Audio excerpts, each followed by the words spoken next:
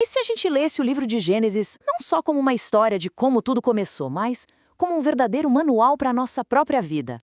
É exatamente essa a nossa proposta hoje. E para isso, a gente vai ter a ajuda de um dos maiores sábios da Idade Média, o Rashi, que achou um enigma incrível logo na primeira página. Pois é, e aqui está o grande enigma de Rashi. Pensa bem, a Torá é um livro de leis para o povo de Israel, certo? Então, por que não começar com a primeira lei, direto ao ponto? Por que essa volta é imensa, começando com a criação do universo? Essa pergunta, pessoal, vai ser a nossa bússola. E a resposta? A resposta vai mudar o jeito que a gente olha para esse texto.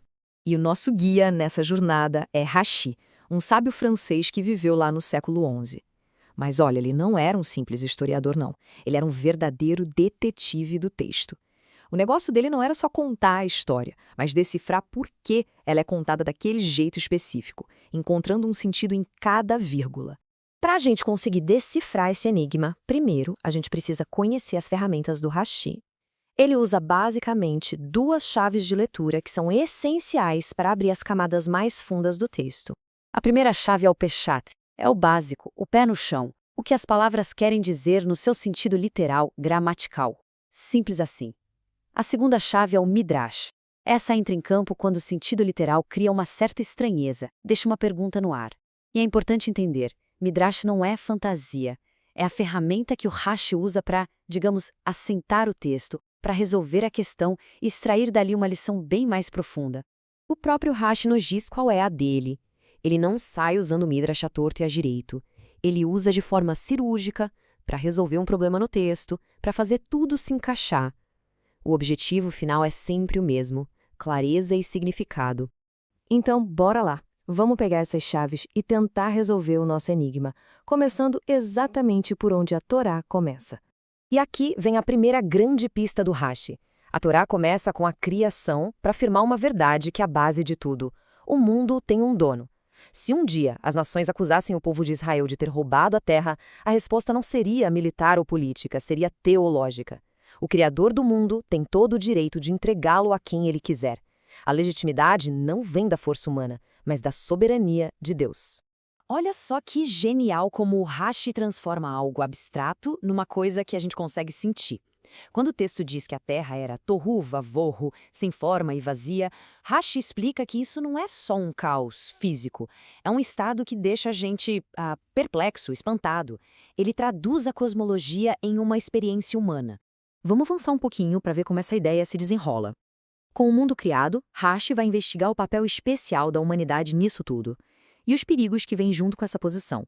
Aqui, Rashi nos dá uma das suas sacadas mais poderosas. O verbo em hebraico para dominar, irdum, tem a mesma raiz da palavra para descer. Para Rashi, a lição é cristalina. A nossa autoridade sobre a criação não é um cheque em branco. Ela é condicional. Se a gente for digno, a gente domina. Se não, somos nós que descemos, que somos rebaixados.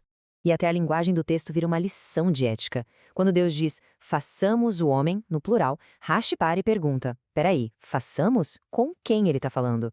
A explicação dele é que Deus está consultando sua corte celestial, não porque precisa de conselho, claro, mas para ensinar uma lição eterna de humildade. Os grandes devem sempre consultar e levar em conta os pequenos.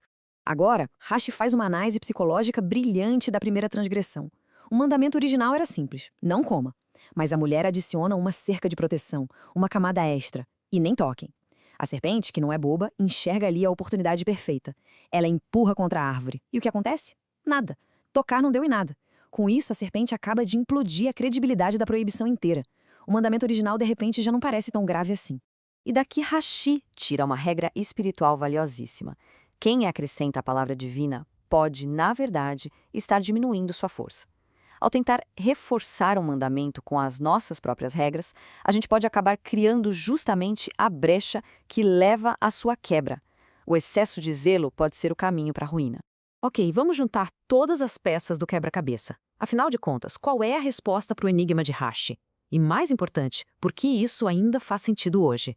A resposta é que a Torá começa com o Gênesis para construir uma mentalidade, uma forma de ver o mundo baseada em 3 verdades fundamentais.